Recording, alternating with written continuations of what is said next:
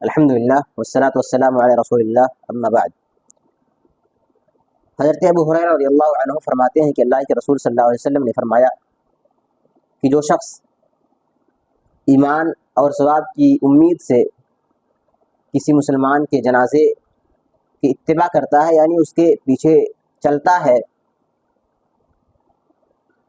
یہاں تک کہ اس کی نماز پڑھ لے اور اسے دفنا دیا جائے پھر واپس لوٹے، تو اس کے لیے 2 قیرات اجر ہے، اور 1 قیرات اجر احد پہاڑ کے برابر ہے۔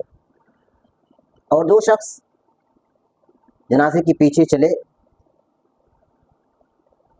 نماز پڑھے اور واپس آ جائے، تو اس شخص کے لیے 1 قیرات اجر ہے۔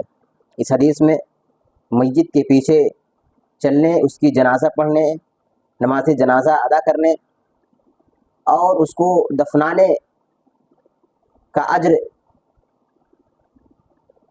بتایا گیا ہے۔ اور دوسری چیز اس حدیث کا جو فائدہ ہے وہ یہ ہے کہ اللہ رب العالمین نے اپنے بندوں پر جو فضل رکھا ہے، ایک معمولی عمل کے بدلے 2 احد پہاڑ یا 1 احد پہاڑ کے برابر جو اجر رکھا ہے رب العالمین نے، اس سے اللہ رب العالمین کا اپنے بندوں پر فضل و کرم واضح ہوتا ہے۔ اور دوسری چیز، جب ایک زندہ شخص کسی میت یا جنازے کی اتباع کرتا ہے یا اس کے پیچھے چلتا ہے، اس کی نماز جنازہ میں شرکت کرتا ہے، تو اس سے اس کو موعظت اور نصیحت ملتی ہے۔ اس طرح سے وہ آخرت کو یاد کرتا ہے اور اس کی تیاریاں کرتا ہے۔ تو ہمیں چاہیے کہ ہم مسلمان بھائی کی جنازے کی اتباع کریں، اس کے پیچھے چلیں، تشریح کریں، اس کی نماز جنازہ میں شرکت کریں، اس کے لیے دعائے مغفرت کریں، دفنائیں۔